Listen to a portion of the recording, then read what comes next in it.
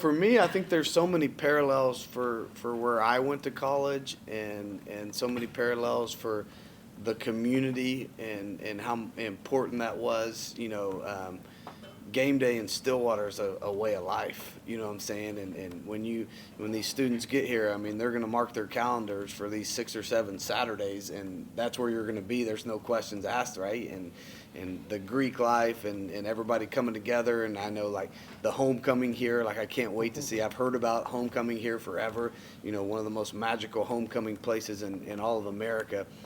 And so I think just kind of the toughness, the grit.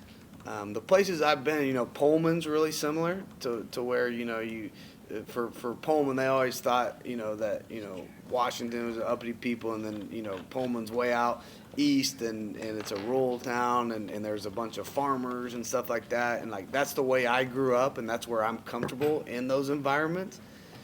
And I've always thought, for me, I don't know if overachiever, but, like, I was never the biggest, strongest. The odds weren't stacked up for me to play college football and be super successful. Like, and I think, having to overcome and persevere and do all those things, like I've still taken great pride in, like, one of the proudest things, to me of accomplishment I've had is like people know where Incarnate Word is now. Like, no, but when I took Incarnate Word, I was going to high schools in Texas and everybody's like, Coach, where's Incarnate Word? You know what I'm saying? And to be able to change a program and put it on the map and become, a national powerhouse the last 5 or 6 years in FCS. Like, I'm proud of that.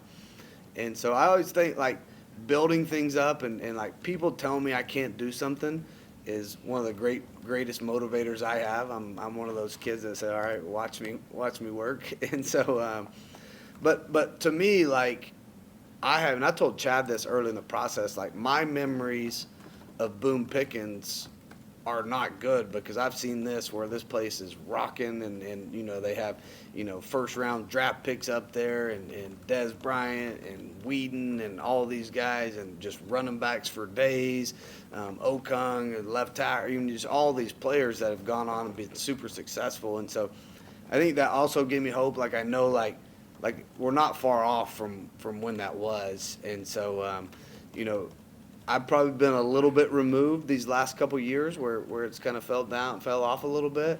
And like, that's not in my recent memory like it is, to probably a lot of people around here. But just so much respect for the way they were able to build this and win all the bowl games and just, I mean,